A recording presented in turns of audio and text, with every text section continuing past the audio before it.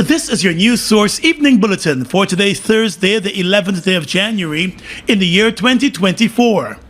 I'm Gordon Mosley reporting, and here's what we're tracking tonight. Leader of the opposition, Aubrey Norton, while casting a shadow of doubt over the national budget, which will be read in the National Assembly on Monday, said the opposition will be pushing for cost of living allowances to be issued to Guyanese, in addition to a reduction in the value-added tax and a significant increase in the income tax threshold. At a press conference today at Congress Place, Mr. Norton said the opposition can only hope that the proposed measures will be seriously considered for inclusion in the budget. We wish the minister will tell us, one, that a cost of living allowance will be given to all workers, government workers, that they will raise the income tax threshold to $150,000, that there will be a reduction in VAT, that there will be the removal of VAT from all locally manufactured food items, that there will be the rationalization of electricity and water rates, that there will be an increase in the minimum wage of government workers by at least 50%, that they will remove personal income tax from low-wage earners, that they will provide a generous risk allowance for frontline workers,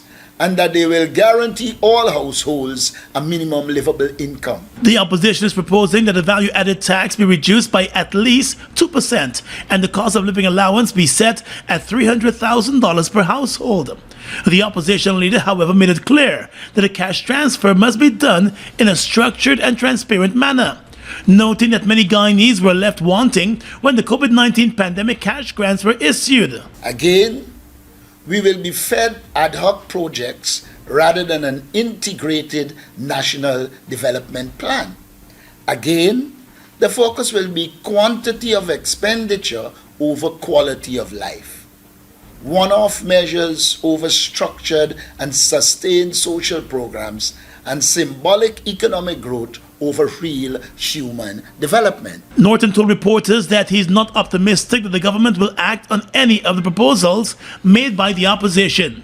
He said instead the minister with responsibility for finance will come with a budget that will be dubbed the biggest ever, but will be significantly lacking. Mr. Norton said Minister Singh, in presenting the budget to the National Assembly, will likely omit important details about the challenges that will continue to confront citizens, despite the implementation of a number of measures.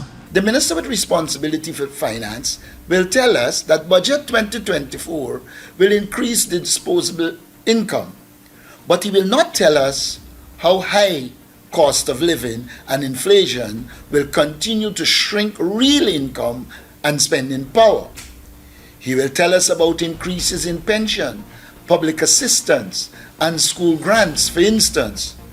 But he will not tell us that people find these allocations to be woefully inadequate. The minister will tell us about higher oil production and larger government withdrawals from the Natural Resource Fund. But he will not explain to the people why they see no real improvements in their living standards from this oil wealth. The opposition leader said though last year's budget ballooned to over $900 billion due to a series of supplementary funding, the government performed poorly in the area of implementation, with many projects across the country still incomplete. He said throughout the course of the budget debate, the opposition will identify defects and deficiencies in the budget and will put forward an alternative vision and development plan for the country. According to the opposition leader, the opposition's plan is people-centered and geared towards raising the quality of life for all citizens. He said the opposition is hoping that it will make its case in the National Assembly during the budget debates and regain the overwhelming confidence of the citizens. More news coming up in just a moment.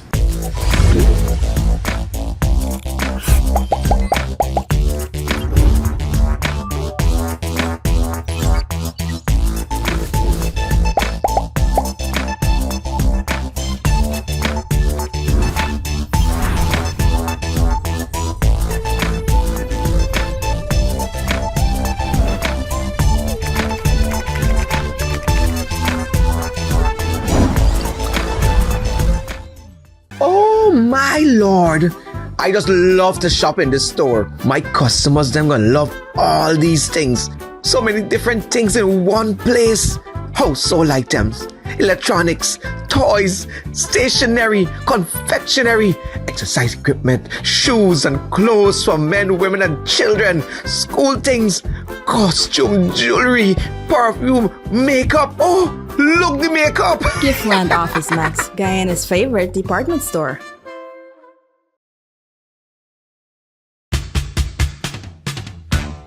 It's your time to win big! The Massey Stores Christmas Jackpot promotion is back and bigger than before. Spend $5,000 at any Massey Stores to be the lucky winner of a brand new MGZS and fantastic weekly store prizes from now until January 31st, 2024. What are you waiting for? Head to your nearest Massey Stores to shop now. See our Facebook and Instagram pages for more details. Massey Stores, our family serving your family. It's one of your biggest goals, getting your own home, where memories are made, where happiness lives. You may feel that home ownership or renovation is beyond your reach, but we at Republic want you to know that there's always a way. Ask us about our suite of mortgages. Let's help make your housing wishes come true. Or advise on how the equity in your existing home can finance other dreams and goals. Call or go online to learn more. Bust the flavors. We're full of flavors. Bust the flavors, that me crave for. We're full of flavors. Tell your neighbors about the bust the flavors. Grab a bust the flavors. Yeah, thirst buster. Grab a buster. Bust the flavor, taste the savor. Bust the flavors. Bust the flavors. Twice the fun. Twice the thrill. On your next trip with Copa Airlines, stop over in Panama and enjoy 2 vacations in one at no additional airfare.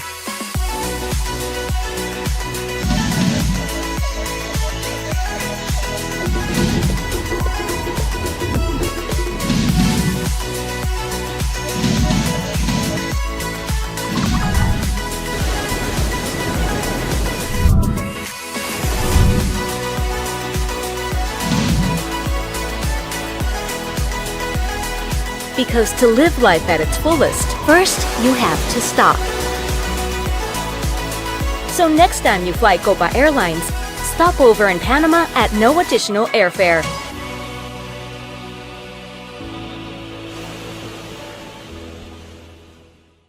Leader of the opposition, Aubrey Norton, has shaken up the parliamentary shadow responsibilities for some members of the APNU-AFC opposition in the National Assembly.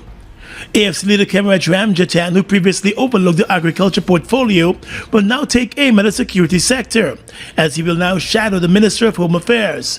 Ramjatan served as the Public Security Minister under the APNU-AFC government.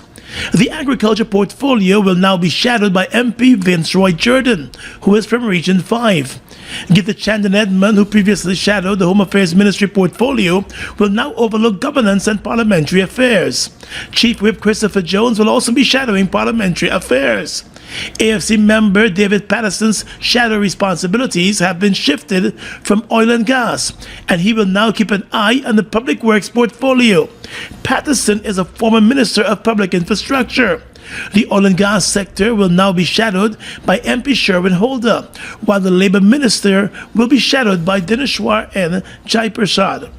Norton has also removed Natasha Singh Lewis from the education shadow portfolio, which will now be handled by APNU member and General Secretary of the Guyana Teachers Union, Coretta MacDonald.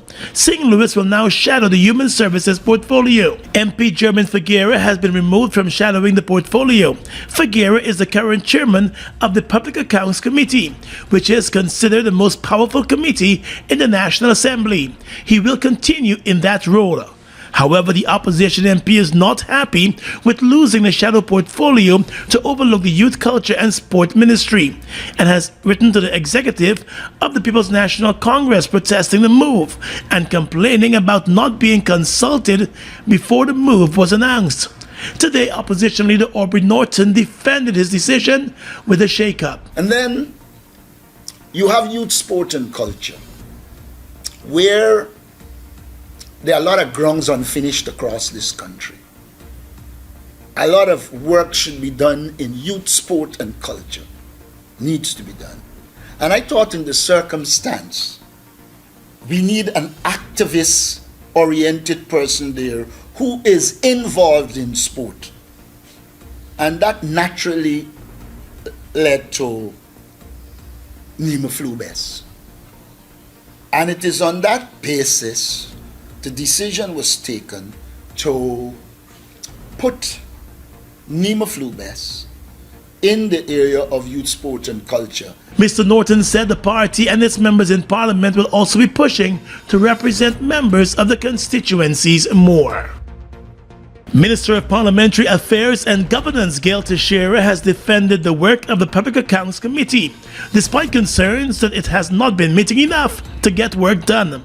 At a press conference yesterday, Minister Teixeira said the current Public Accounts Committee has met more than the PACs of the last 3 parliaments.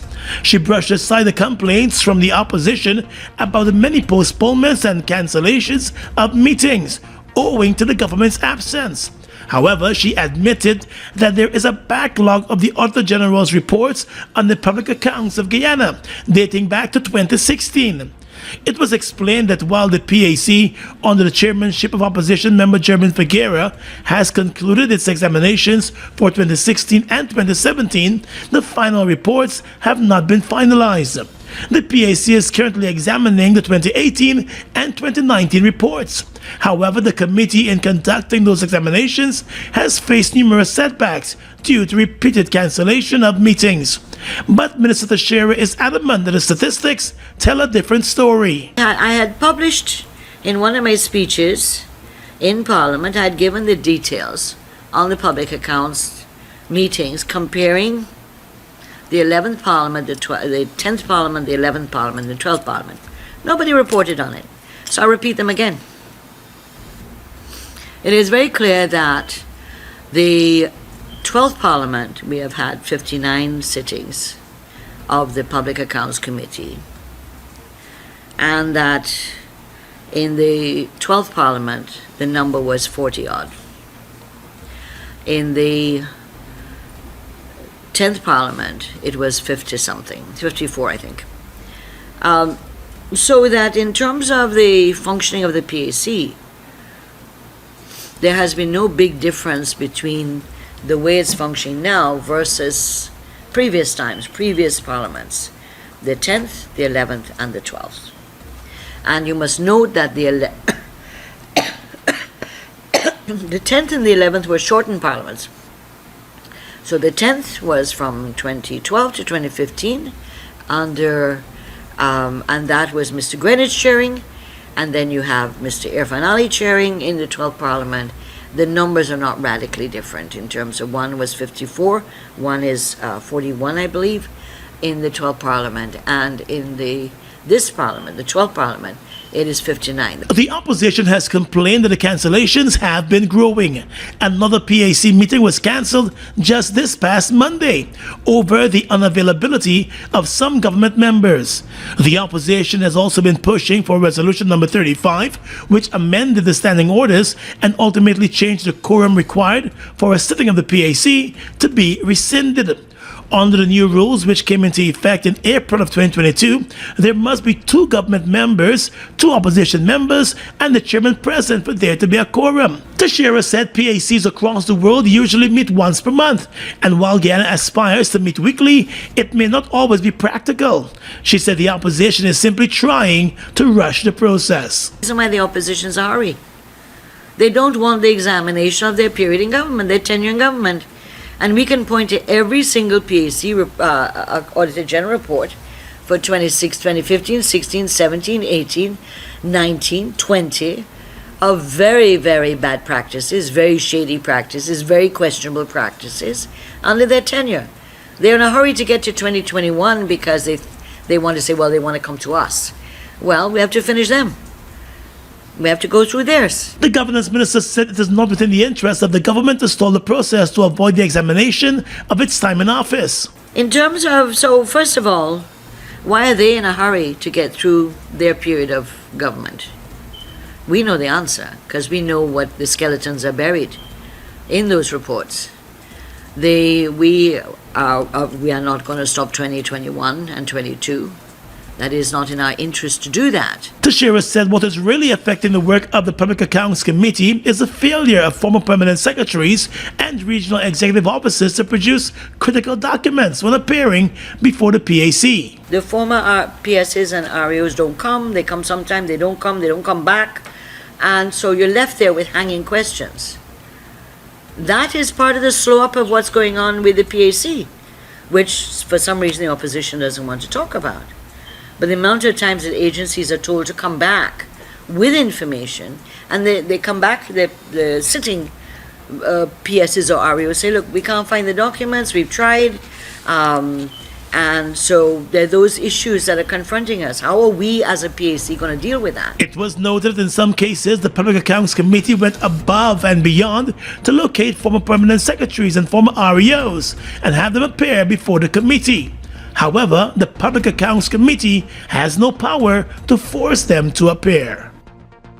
Stock the finest in the country, both ceramic and porcelain, tiles and chandeliers you'll see while you shop around stress-free. Well, train stop at warming halls, make your shopping smooth and calm, providing you with quality to match your style that's so unique. Mima Decor.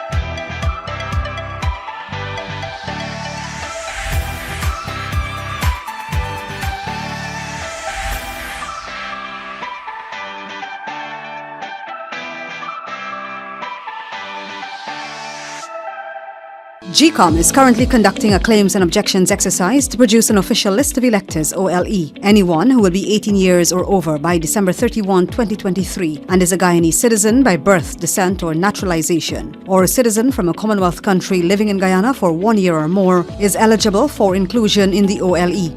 GECOM has posted a preliminary list of electors, PLE, at popular locations in all the registration divisions across Guyana for you to check whether your particulars or that of other electors are accurate. You can object to anyone who you believe does not qualify for inclusion in the OLE. To do so, you must be listed in the same divisional list as the person you are objecting to. Visit the GECOM registration office responsible for your area of residence to make an objection. The objections aspect of this exercise will end on Monday, the 22nd of January 2024. For more information, contact the GECOM on 225-0278-9 or visit www.gecom.org.gy.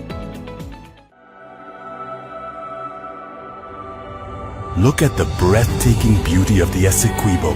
From its pristine rivers to its abundant resources, it's a treasure that belongs to Guyana, and we ask Venezuela to respect the rule of international law.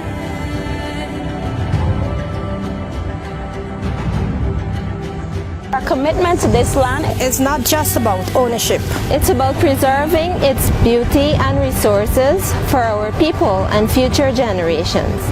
The controversy between Guyana and Venezuela was settled internationally as full, perfect and final in 1899. Essequibo belongs to Guyana.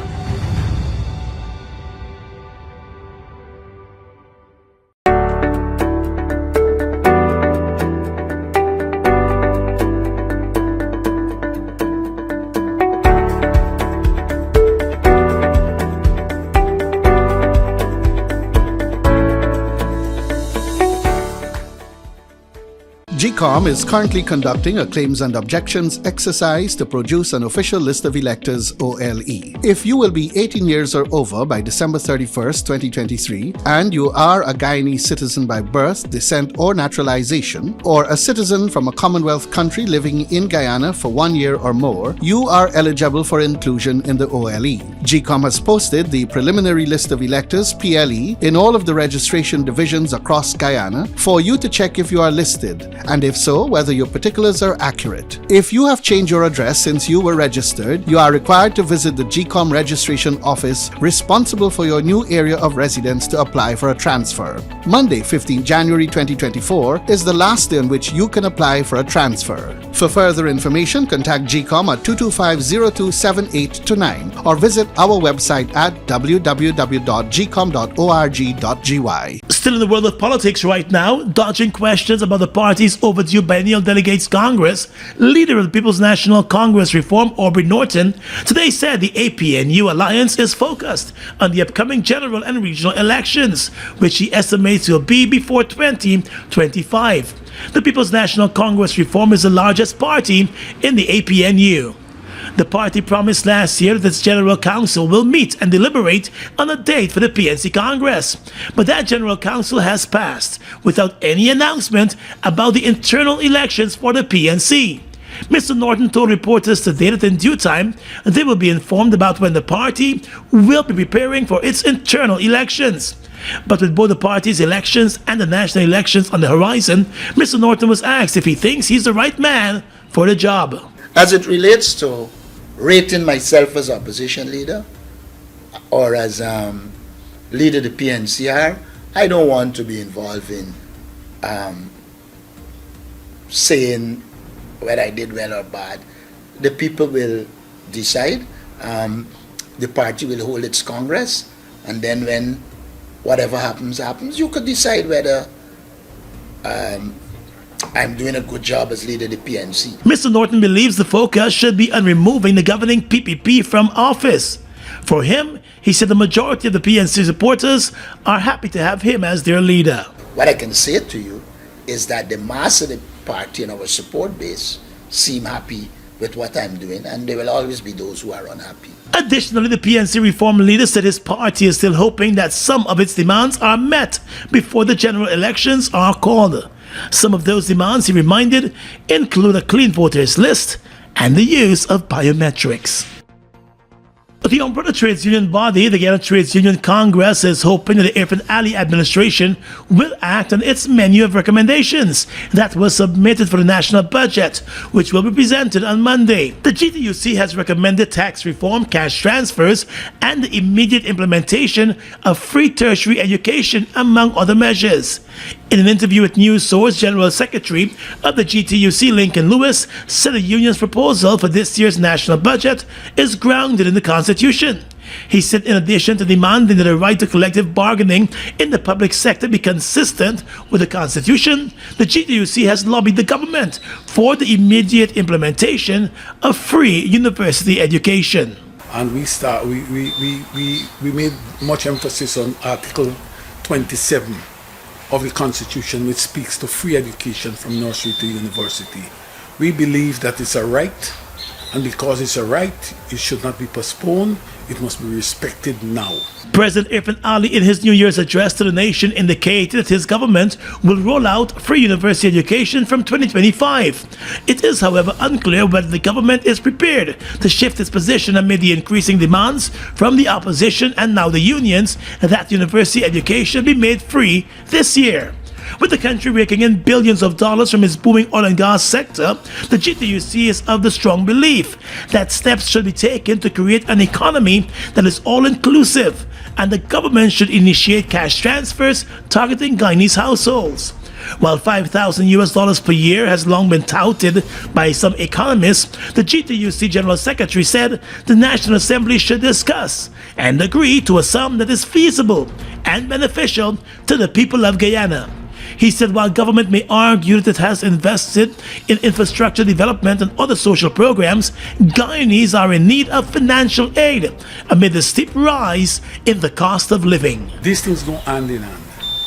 You can give the people all the roads, all the bridges, but if they can't sustain their families, if they can't eat and drink properly, you understand me, they will not be comfortable. The bridge will not make you comfortable.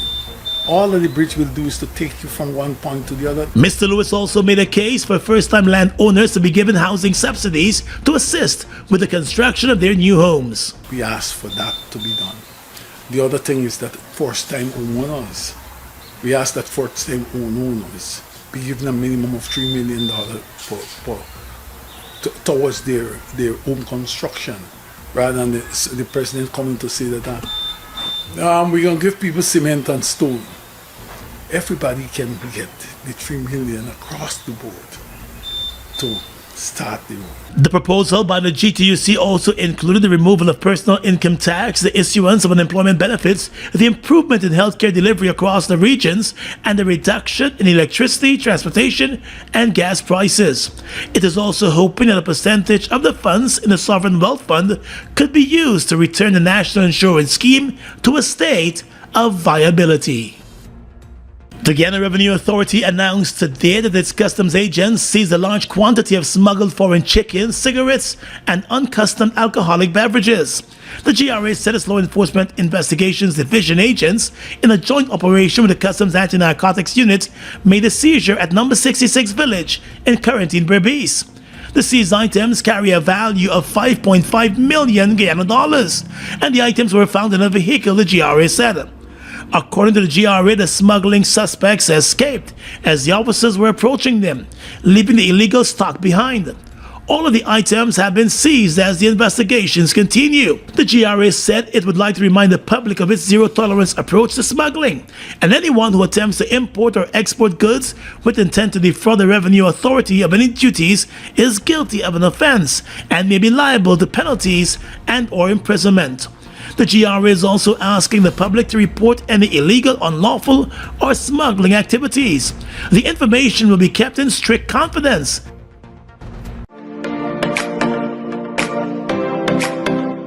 Are you looking to start or advance your career with one or more of our world-class associate, bachelor, or master's degrees in 14 specializations from the comfort of your home worldwide? Then look no further than the University of Excellence Management in Business, UEMB.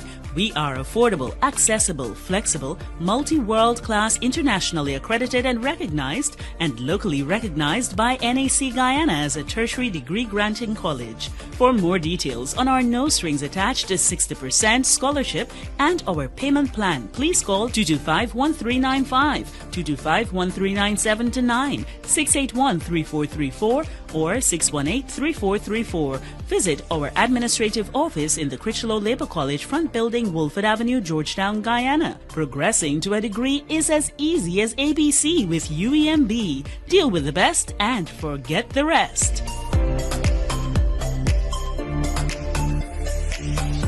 GECOM is currently conducting a claims and objections exercise to produce an official list of electors, OLE. If you will be 18 years or over by December 31, 2023, and you are a Guyanese citizen by birth, descent, or naturalization, or a citizen from a Commonwealth country living in Guyana for 1 year or more, you are eligible for inclusion in the OLE. GECOM has posted the preliminary list of electors PLE for all registration divisions at popular locations across Guyana for you to check if you are listed, and if so, whether your particulars are accurate. You can make a claim for registration if you are not listed, change correction to your particulars if they are incorrect, or object to the inclusion of anyone who you believe should not be on the list. If you are desirous of making a claim or objection, you must visit the GECOM registration office responsible for your area of residence to do so. The claims aspect of this exercise will end on Monday the 15th of January 2024. The objections aspect of this exercise will end on Monday the 22nd of January 2024. All GECOM registration offices will be open Mondays to Fridays from 8 hours to 18 hours, Saturdays and Sundays from 10 hours to 14 hours. For further information, contact GECOM at 225-027-829 or visit our website at www.gecom.org.gy. Imported frozen meat and food products, fresh produce and pet supplies, freshly made bread, rotisserie chicken, and patties are also available daily. Shop in comfort today at Food Max and let our courteous staff assist you in satisfying your shopping needs. Food Max, the fresh food specialist. It's one of your biggest goals, getting your own home, where memories are made, where happiness lives. You may feel that home ownership or renovation is beyond your reach, but we at Republic want you to know that there's always a way. Ask us about our suite of mortgages. Let's help make your housing wishes come true. Or advise on how the equity in your existing home can finance other dreams and goals. Call or go online to learn more. Look who's in the mix now. The new Buster Soda Water. 0 calories, 0 sugar, 0 artificial flavors. 100% refreshing. Taste Buster Soda Water today. Buster Soda Water. Now available for only $120. With your regional and international news tonight, I'm Svetlana Marshall in the region. Ecuador's president has declared war on drug gangs holding scores of prison guards hostage in a wave of violence that saw the storming of a TV station on air and explosions around the nation. According to Reuters, the unrest appears to be in response to President Daniel Noboa's efforts to tackle cocaine trafficking, in particular by putting gang leaders in new high-security prisons. Noboa, 36, who was elected to office in November, said the country is at war and it will not secede in the face of terrorist groups. His government has declared a state of emergency, sent the military after 22 gangs named as terrorist organizations, and said about 20,000 criminals are involved. Since Monday, gangs have kidnapped more than 130 prison guards and staff. That followed the apparent escape of a notorious gang leader from prison. The new year is kicking off with an iconic celebration as Royal Caribbean International's highly anticipated Icon of the Seas took center stage as it arrived in Miami for the first time on Wednesday. The first of its kind combination of the best of every vacation was welcomed with fanfare by Air, Land and Sea ahead of its official debut on January 27. Icon arrived to Port Miami in style, with celebratory fireboat salutes, banner planes in flight, and a community celebration to mark the new vacation's first appearance of many to come in the Magic City. With the introduction of the world's best family vacation less than 20 days away, Icon will continue making its final preparations in Miami, ahead of an iconic naming celebration and first cruise. Starting January 27, vacationers can get away on Icon, an island hub in the tropics, at any time of the year.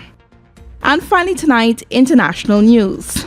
Benjamin Netanyahu on Tuesday condemned South Africa's genocide case against Israel in Gaza as hypocrisy and lies, as some Gazans return to scenes of total devastation in the north of the enclave, where Israeli forces have begun withdrawing.